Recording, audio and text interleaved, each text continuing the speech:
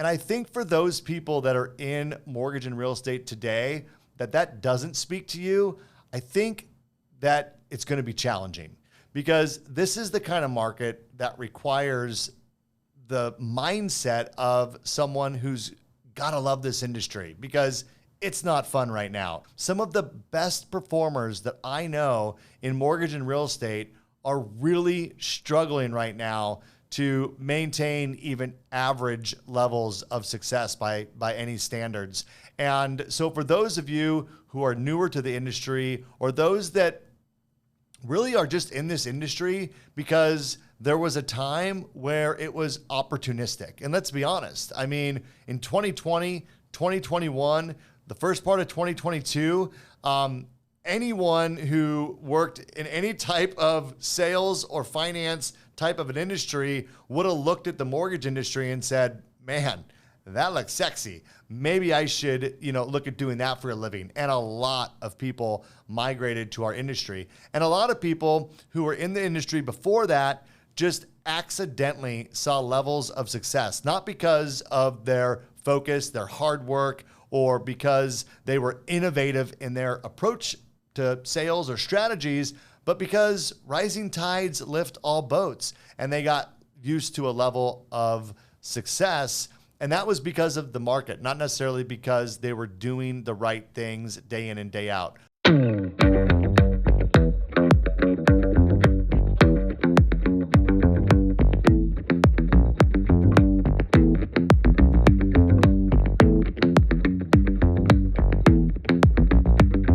Hello, friends. Welcome back to Market Shares. I'm your host, Tony Blodgett, and got a couple things I want to talk about today. I want to start off by acknowledging my friend Dave Savage. If you're in the mortgage business, you probably know Dave. And if you're in real estate or otherwise, maybe you don't.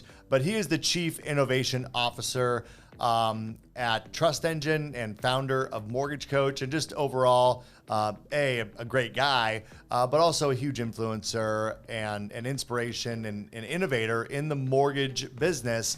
And about 2 weeks ago, he wrote a love note to the mortgage industry. It was kind of his way of acknowledging what the mortgage industry has done for him and his career.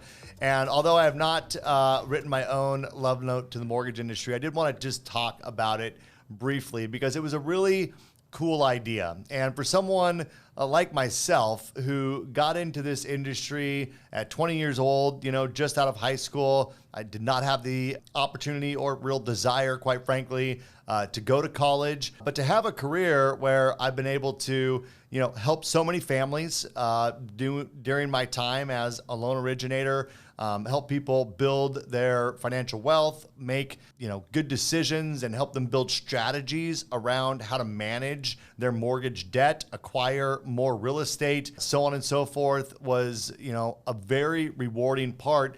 And then over the last, 15 years or so, to have the opportunity to, be in executive leadership and, be the president of a mortgage company and at an executive level at a national company now, like I said, without going to college, and really just from becoming a student of this industry. And, the world's kind of your oyster in mortgage and real estate. You can make of it what you want. And so I feel really fortunate about the opportunities that I've had in this industry, and Dave's note that he wrote just made me reflect on that. So maybe I will put out my own more in-depth overview of that, but it also kind of is my motivation for the message that I want to give today. And, that is that this is a super tough market. I've been in the mortgage industry now for 26 years.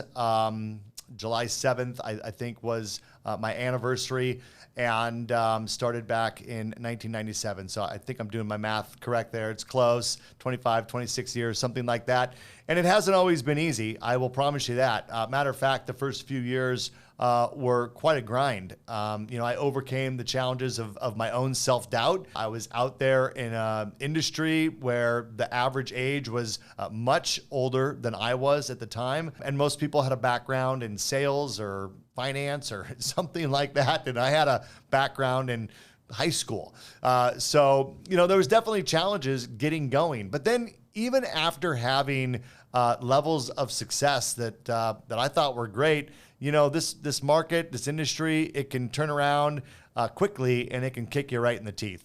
And we went through those cycles. I went through the challenges that happened, after the dot-com crash. There was challenges there for a while, with the Great Recession in 2007, 2008, massive disruption to our industry. And, you just have to be willing to pivot and take the best opportunities that are in front of you with the situation that you're given, with the market that you're given.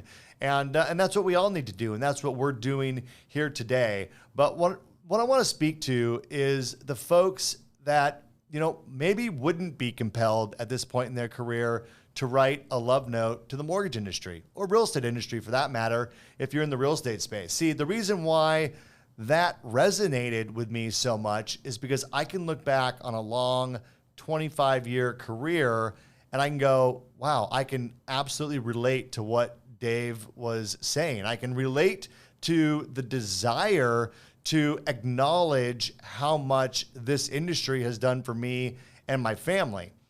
And I think for those people that are in mortgage and real estate today, that doesn't speak to you, I think that it's going to be challenging, because this is the kind of market that requires the mindset of someone who's got to love this industry, because it's not fun right now. Some of the best performers that I know in mortgage and real estate are really struggling right now to maintain even average levels of success by any standards.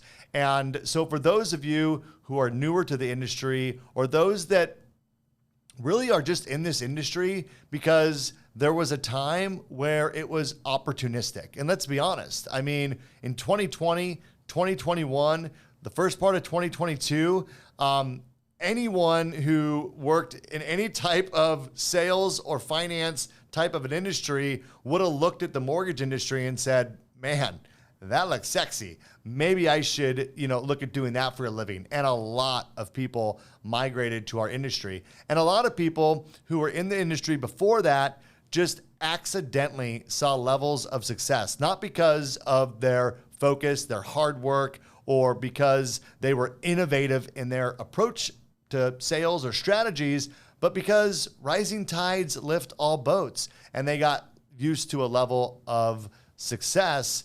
And that was because of the market, not necessarily because they were doing the right things day in and day out. Well, I can promise you this, that in a market like we're in today, if you're going to even have mediocre success, forget average or great success, if you're even going to have any success, it's going to require you to get back to the fundamentals. Now, look, let's be honest. In 25 years, the fundamentals, in my opinion, have changed. I mean, we didn't have Instagram and social media 25 years ago. I mean, I think we were barely, on the internet at that point, or, I exaggerate a little bit, but honestly, in the mid 90s, late 90s, people were still just using online services and the like. I still had a fax machine at my office, when I started in the mortgage industry, to give you an idea. So yeah, the fundamentals have changed a little bit. Like, you have to have a video strategy, a social media strategy, and so on and so forth.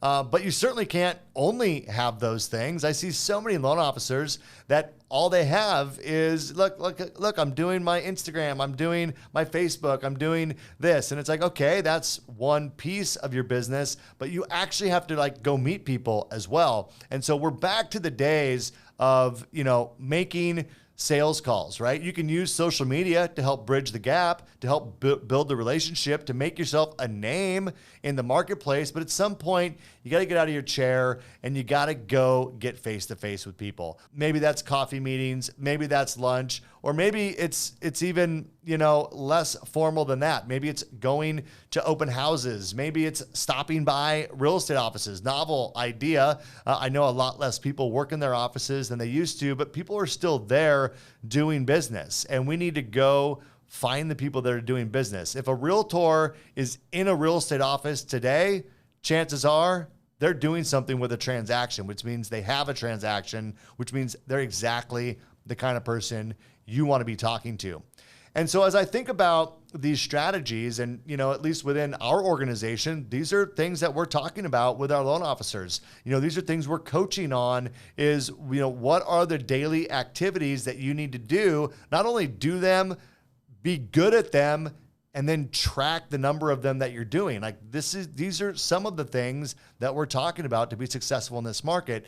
And what I hear from some people is that, I don't go to I don't want to go to open houses. That's kind of, that's JV, right? I don't want to go to real estate offices. That's old, that's tired. Who's doing that? Well, you want to know who's doing it? The top performers in our industry right now are doing it. Matter of fact, if you were to go to an open house today, don't be surprised if you see one of the top performers in your city or in the state out there at an open house. And so it's good news and bad news. The good news is it's a simple strategy. You just have to do it. The bad news is that you go to an open house today and you've been like a junior varsity. Let's use baseball as an analogy. If you're in the little leagues and you go to an open house thinking this is a little league kind of event, chances are you're going to see Derek Jeter there, right? You're going to see a professional who's at the top of their game, who's having challenges in this market, just like everyone else is, and is doing what's necessary to go out and get face-to-face and find those few opportunities that exist in this market to get business. And so it requires all of us to raise our game because the very best of the best, they're out there doing the basics. You know why? Because they know that that's what's necessary in a market like this to be successful. And they didn't have to do it. They have large databases, right? They refinanced a lot of people when rates were low. They, when there was a lot of inventory and a lot of opportunity, they have a huge network where they're going to get leads from, referrals and the like. But right now, I don't care how big your database is. No one's calling you to refinance unless they're looking at debt consolidation or something like that. And most of those people, honestly, they need a phone call. They're not going to reach out because their first thought isn't going to be, do I need to do a refinance right now? Because they're going to think, obviously not. It's up to us to be proactive. But so the size of your database, it could help in today's market, but not like it has in the past. Right now, it's about going out and finding the opportunities that are active right now. And you can only do that by overturning rocks, by getting out of your comfort zone and going out there. And don't be surprised that when you get there, you're going to be met with standing side by side with some of the top performers in our industry. So you might say, hey, well, what does that mean? I'm going to lose if I go up against the very best. Well, what it means is you got to be better and you have to do more of it. And I'll promise you this, as soon as the market gets good again, a lot of those top performers who do have the databases and do have other sources of bringing in leads, they will migrate back to those activities. And if you've been consistent, you've been out making your sales calls, meeting new realtors, doing the things that are necessary to build those relationships, as soon as those people feel even a little bit abandoned by those top performers, you'll be right there to say, you know what? I haven't gone anywhere. I want to earn your business. I'm still here. You guys, that's how I built my business back in 97, 98, 99. It was a challenging market as well. And what happened is that everyone was out in the field. The big refinance boom was over. Rates were, not great, but it was my consistency that finally won them over. And I didn't crush it with volume my first couple of years. Luckily, I did enough business to get by. I paid my bills. I was able to stay in the industry. I certainly wasn't, completely in love with it. I wouldn't be wanting to write a love letter at that point because it was tough. But then slowly through consistency and building those relationships and a little bit of, my competition got busy doing other stuff and I was still there. And so you got to play the long game right now, but do realize that now is the time to sharpen your skills, to work with a coach, to work with a mentor, an accountability partner. I mean, if you think that role playing and scripting and all that is beneath you, I beg to differ. The people you're going up against out in the market right now are some of the best, and they're polished. And you think that they don't know scripts? You think that they don't know their presentation down? Well, how did they get there?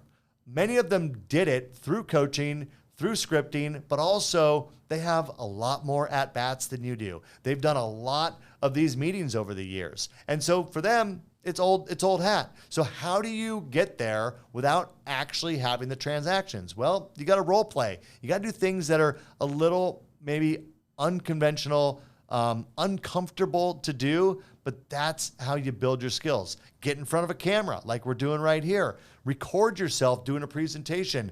Pick yourself apart. Ask yourself, do I talk too fast? Do I talk too slow?